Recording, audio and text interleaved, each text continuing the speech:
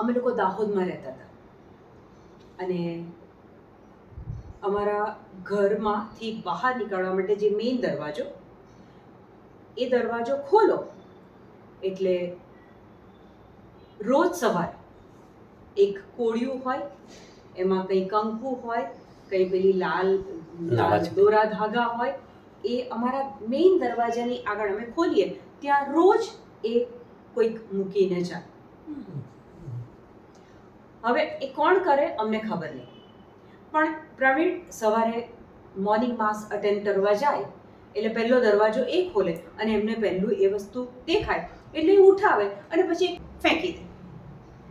એ વસ્તુ અમને અસર કરી શકી નહીં.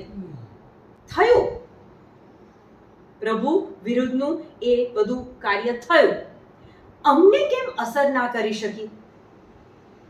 ત્યારે એક અન્ય ભાષા બોલનાર વ્યક્તિ મારે ત્યાં પ્રેયર કરવા આવી અને અન્ય ભાષામાં બોલતા બોલતા એ વ્યક્તિને ખબર પડી અને મને એમણે પૂછ્યું કે પુષ્પાબેન, તમને ખબર છે શું થાય છે? મેં કીધું ના. તો કે જે કોઈ તમારા ઘર માટે કોઈ બ્લેક મેજિક કોન્સ્ટન્ટ ટ્રાય કરે છે, પણ તમારી દિવાલેથી એ અંદર આવી શકતું નથી, એ અથડાઈને બહાર જાય છે. કેમ? જ્યાં પ્રભુના વચનો બોલાતા હોય, પ્રાર્થના થતી હોય, એ પ્રભુમાં વિશ્વાસ હોય. 1 કોરિન્થ 1:30 કહે છે કે તમે ખ્રિસ્તમાં છો, અને જો તમે ખ્રિસ્તમાં છો તો તમે આખા ખ્રિસ્તમાં છો તો તમને કોઈ ખ્રિસ્ત સિવાય કશું અડી શકે, સ્પર્શી શકે, ટચ કરી શકે?